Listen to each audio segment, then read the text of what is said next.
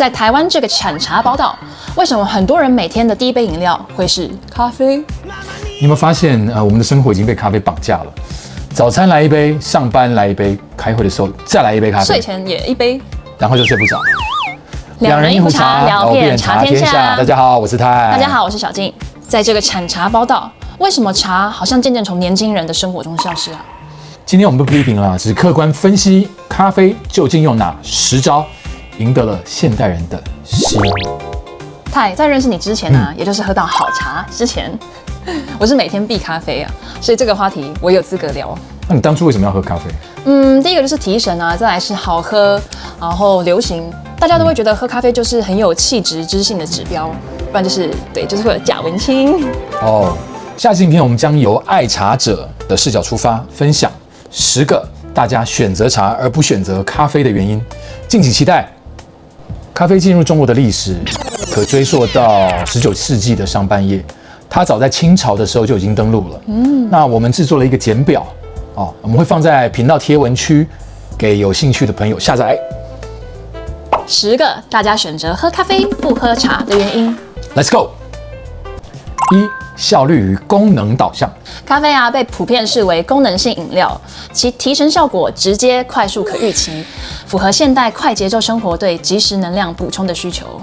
但其实呢，好的咖啡是会让人放松，然后与茶是相同的哦，好茶也会让人放松 ，relax。2. 标准化与便利性优势。现代人生活节奏非常快，从超商、连锁咖啡店，然后办公室的咖啡机。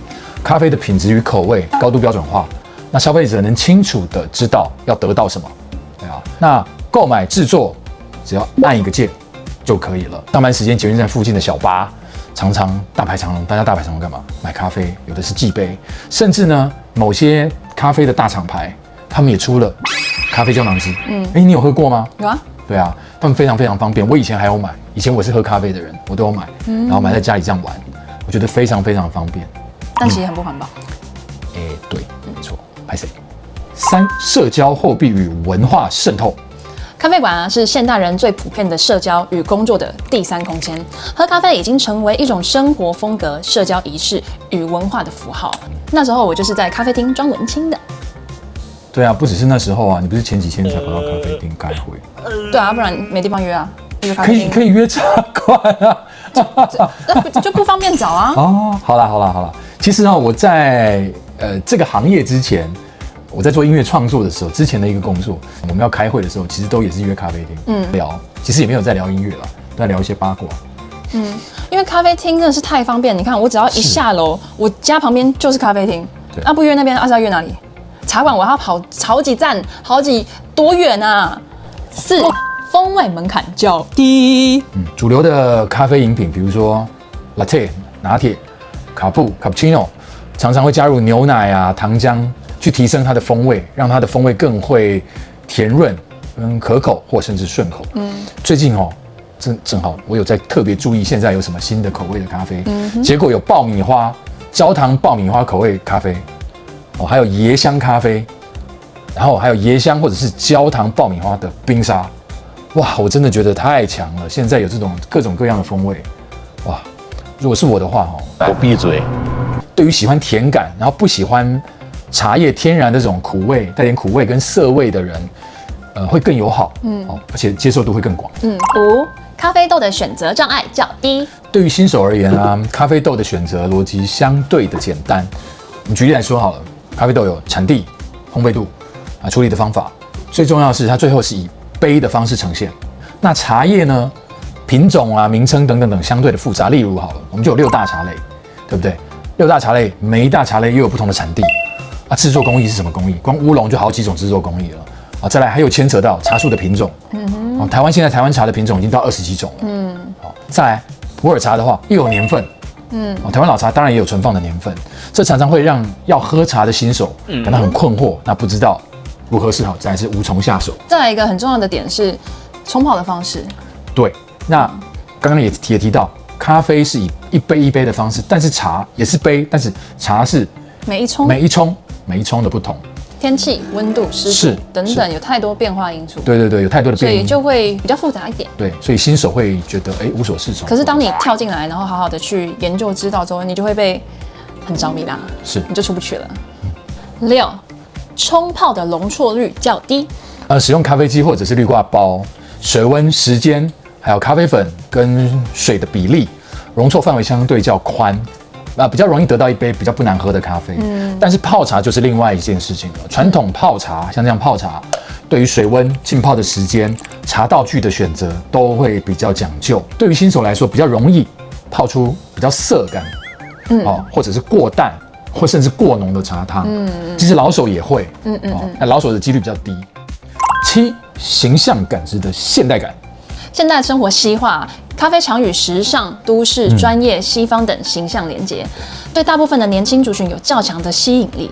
在某些情境下，茶可能被部分年轻人认为较传统或是老派。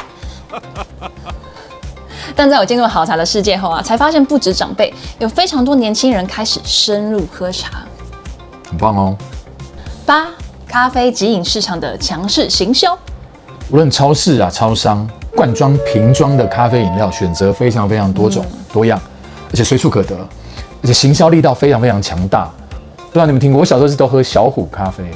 小虎是那个小虎队吗？对，小虎队，真的有这个小虎咖啡啊。那现在应该是没了啦。我小时候就没听过啊。有小虎咖啡，大家可以上网。我还没出生了。上网，我是听我爸妈说的。9，仪式感的门槛差异。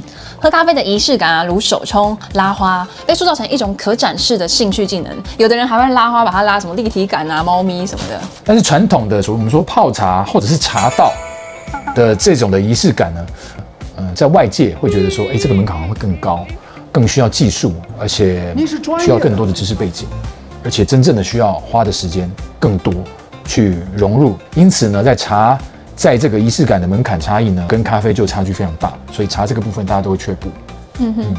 10，资讯与教育的普及落差。第10点，我觉得是重点中的重点。为什么呢？比如说咖啡知识里面有包含比如品种啦、烘焙啦、冲煮等等，现在都透过社群媒体、网红、咖啡店或者是咖啡师，还有咖啡文化大量的传播，还有书本，很多咖啡的书，而且教育体系非常完整。我们顺道一提好了，我们现在住家方圆600公尺以内有超过10家的咖啡店。那茶的知识呢，相对而言，传播相对的小众，会更封闭。那很多的销售方或者是贩售茶的茶店呢，他们不是那么愿意主动分享茶知识，或者分享的时候，大家会觉得比较深奥。所以呢，大家会觉得不是那么亲近，不是那么容易学。所以这个就是我们现在在讲的资讯跟教育的普及落差产生。分析完这10点，与其说是茶的失败，不如说是咖啡更精准命中了现代人的生活模式。但这不代表茶没有机会哦。了解差距正是改变的开始。Yes。这10点中，哪一点最戳中你的心，让你选择了咖啡？如果你是爱茶人，你最想帮茶平反哪一点？那你会怎么做？在留言区分享你的想法，我们都会亲自回复哦。欢迎订阅我们的频道，我们会在频道中分享更多的正确的茶知识。那我们下集见。喝茶，还是要喝咖啡？你喝咖啡好，你都喝咖啡。